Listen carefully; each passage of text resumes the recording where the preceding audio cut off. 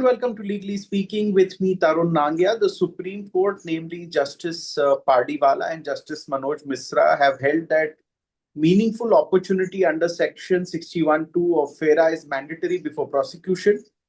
Meaningful being the operative word, and what it means we will explore in this show today.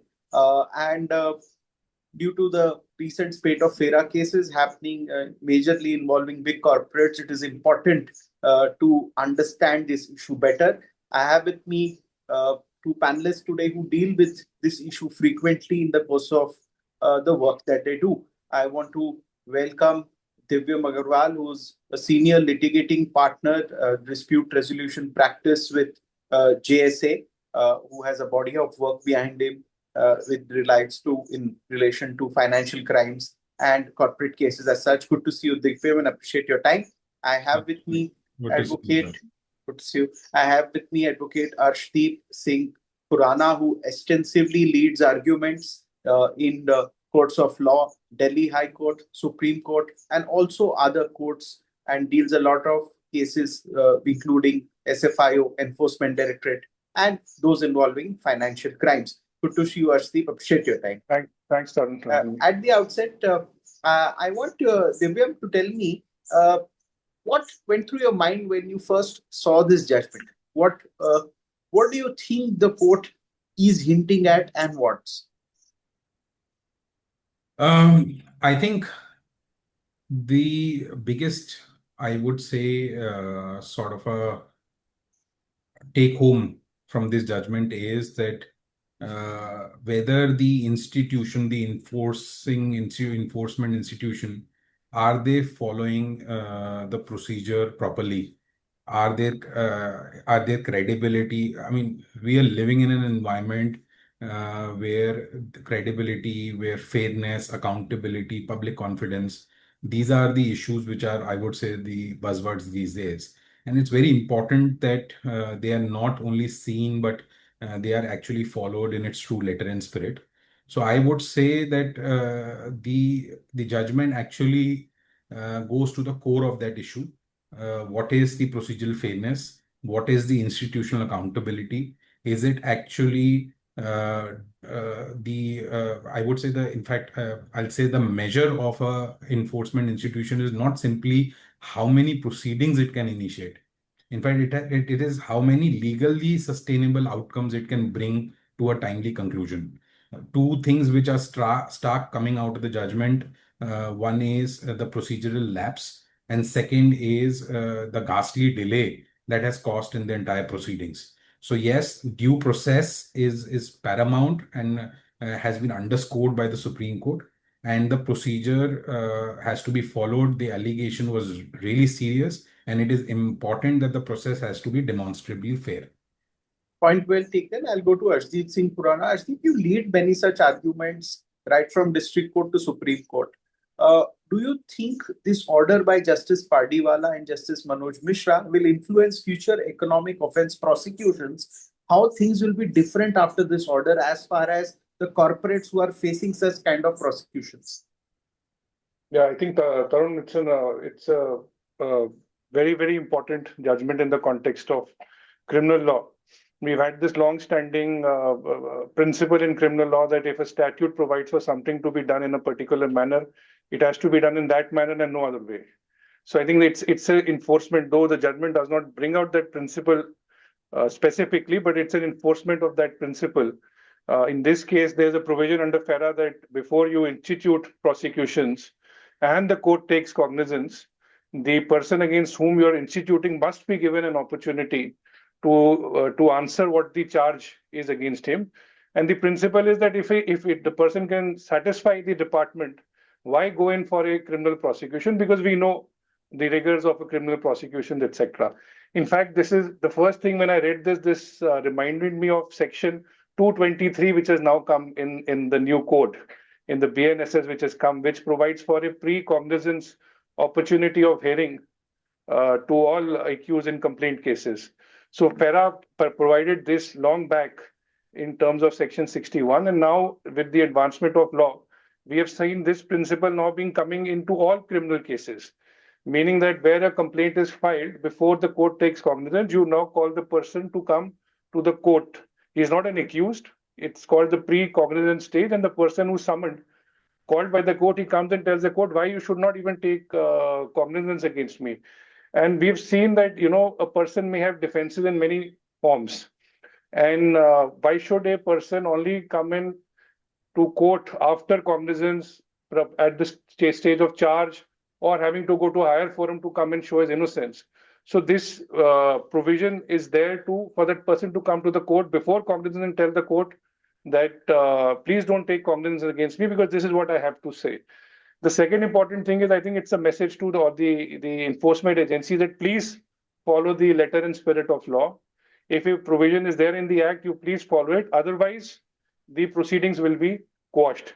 And the third thing, of course, is the delay, which is there, a transaction of 92 prosecuted in 2002 and after 10 years. And we have number of judgments in the context of FERA and FEMA that though these statutes don't provide for a limitation period, but the courts have construed that it has to be a reasonable period within which the department must prosecute a person.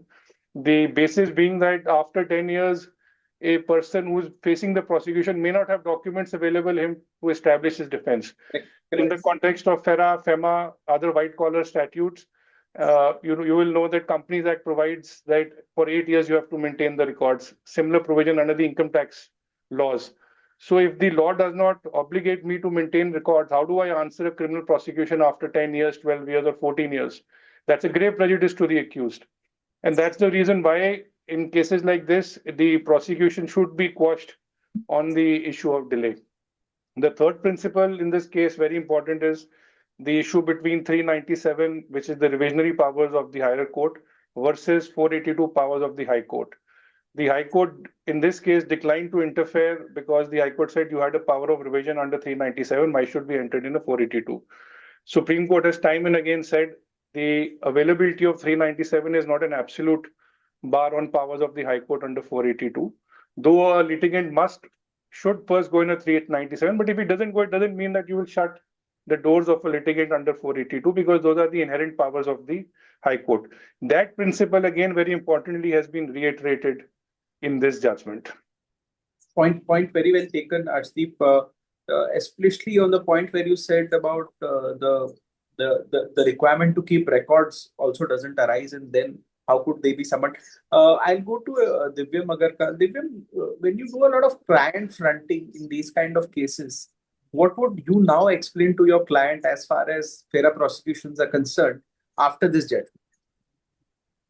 See, just prior to that, let me also add one thing, that the opportunity that is sought to be given by virtue of this judgment it has to be meaningful and adequate. It is not and Supreme Court again underscored it. Justice Pardiwala was very clear. It's not a technical or notional exercise. The burden lies on the prosecution to establish that notice was actually issued and served.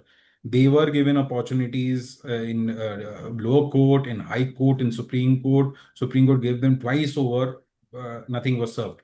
So one thing which I would say is very clear, that authorities have to be extremely cautious and careful.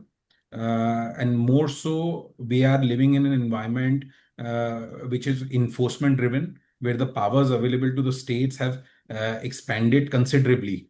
In fact, one must draw a parallel with the Directorate of Enforcement, which operates across different statutory regimes. These authorities, they have to very clearly have these procedural safeguard, these principle of judicial reinforcements.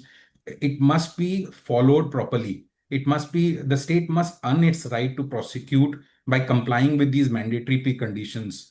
They cannot just simply trounce over it. And sorry to interject you. One interjection. Does it mean now that every court that deals with such cases pan-India will have to now compulsorily scrutinize all procedural compliance much more closely before even taking cognizance of this economic offense case? Yeah, 100%. And it is not, to be fair, it is not the first decision that underscores this importance. Whenever there is and any kind of a procedural requirement provided in a law, it has to be complied with, and it is not a technical obviation that one looks at. It is a mandatory requirement, and that mandatory requirement is not just for giving some kind of a tick box or a checklist. It is a valuable right of the person who's been accused. They get their opportunity. They must fulfill that opportunity and see if they have enough and sufficient evidence to support their case. And the question is not whether the accused will eventually have a trial, but rather whether the state has complied with the statutory condition attached to its power to initiate the procedure in the first place. Imagine the inordinate delay of more than 20 years in which the investigation has not even moved beyond the summons stage. It is an utter, I mean, and the Supreme Court clearly says it's an utter violation of the right to speedy trial. And the opportunity notice is not just an adequate, I would say, education of guilt or innocence. It is not a fully trial before the trial. It is just an invitation to the accused to avoid liability through a procedural device. So I would say, whenever I'm advising a client, I'll tell them very clearly, and this is what something which both Arshdeep and I follow on a regular basis. Whenever a client comes to us, we make it very clear that let us look at, are there any procedural infirmities in the manner in which the proceedings have gone by, and it sometimes becomes a straight bounty in our hand as lawyers. So it is the obligation is on the state. State must ensure that that obligation is duly fulfilled and then a due opportunity has been given. And otherwise, because of all these procedural lapses, you never know. So, I mean, this case, if you look at the factual, there was, even on the merits of the case, there was no case, one what looks at it. But having said so, there can be a case which is actually merit driven, and the state loses out merely because they have not followed the technical nuances of any statutory regime. Point well taken, Divyam. I'll go to Arshdeep. See, Supreme Court Justice Pardiwala has also criticized the Enforcement Directorate for its conduct, including failure to produce the alleged notice and prolonged delays in the prosecution. Does this judgment send a message about investigative accountability of the officers and the prosecutrix? Definitely, definitely sends, and the most important thing is it's coming right from the Honorable Supreme Court. So it's a message to all courts across the country that please, and not on to the officers, that please follow the spirit and the letter of the law. Now, in this particular case, the provision said actually put an obligation on the department that before you even file your complaint, you must give a opportunity to the proposed accused to come and give out their version. So, and we see, there's similar, unfortunately, lapses on the part of the department, and we see so in cases there are delays in terms of supply of documents, during the course of trial. Even there are issues in terms of investigation, collection of material. We see, and that's a problem we see in a lot of cases where during investigation the accused or the suspect gives a version or documents to the investigator. Those are not put as part of the complaint before the court. What this issue is now really brewing up, what we call is relied versus unrelied documents.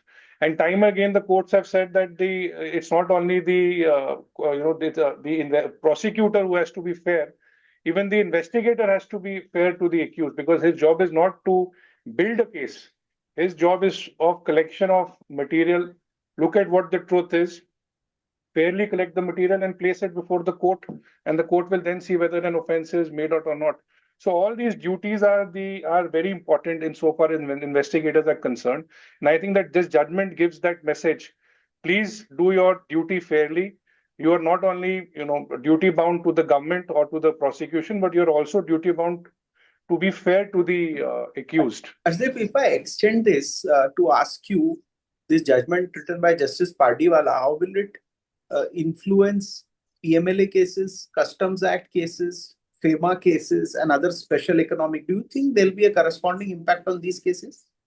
I hope so, and I think there should be, because like I said, see, what is the underlying reason for a provision like this is to give an opportunity to a person who is going to face a criminal prosecution to a fair opportunity to bring out his version, right? So this is actually a message, and I hope that message is taken by the investigators. And nothing to say against them; they're all doing their duty to the best of their abilities. But I think high time that as investigators they feel that they should be fair to the accused or a person who's facing an. And like I said, the most important thing of an investigation is that the truth must come out. Now, if you don't take the version of an accused or you conceal the document which the accused gives during the course of investigation, the result of the investigation is never going to be fair. And actually, if you see, it's the prosecution or the investigator will suffer because he will not have a successful conviction, right? So if you are fair-minded and you take the version fairly from an accused, you may not even need feel the need to file a prosecution. So it's a burden on the state, it's a burden on the court, it's a burden on the accused. So if you do your duty fairly, a lot of these cases may not even end up into prosecutions. And I think therefore this judgment really sends out that message. Thanks. And talking of message, I'll get to Divyam. Do you think Justice Pardiwala in this judgment is sending a message to the businessmen that your individual rights will be protected by the court, that unfair prosecution shall be avoided by court intervention? Would you sort of like to elaborate on that? Yeah, first of all, 100%. I think these kind of judgments are really welcome, and they in fact bolster the confidence of a common public and of private companies and individuals that they will get justice at the end of the day. But then the question is, when are we reaching that end of the day? So I would say a real measure of enforcement must ultimately be more demanding. We must ask these questions. Was the case legally sound when initiated? Was the statutory preconditions complied with? Was the case procedurally diligently handled? Did it reach a timely conclusion? And did the final outcome survive legal scrutiny? I think it's very important to say that this judgment should be viewed as a judgment that strengthens enforcement rather than weakens it. A case that collapses years later because a mandatory statutory precondition was not complied with is not an efficient enforcement case. I would say the true measure of a mature enforcement institution is not simply how many proceedings it can initiate. It is how many legally sustainable outcomes it can bring to a timely conclusion. Point well summed up. I'd like to thank Advocate Divyam Agarwal, Senior Partner, JSA, Advocate Arshdeep Singh Khurana, Arguing Counsel at courts in Delhi, including Supreme Court and High Court, for making time for this very important judgment passed by Justice J.B. Pardiwala, Justice Manoj Misra. The business community gets a heartening note because when they realize that the courts stand by them in times of wrongful prosecution and they should be given adequate opportunity to respond, it ensures business confidence, and it sort of also ensures investment keeps on flowing into India and businessmen are encouraged to invest. All of this is very important for a healthy economy. Appreciate your joining us on this very important topic. Thank you so much. Thank you. Thanks, Tarun. Thank you.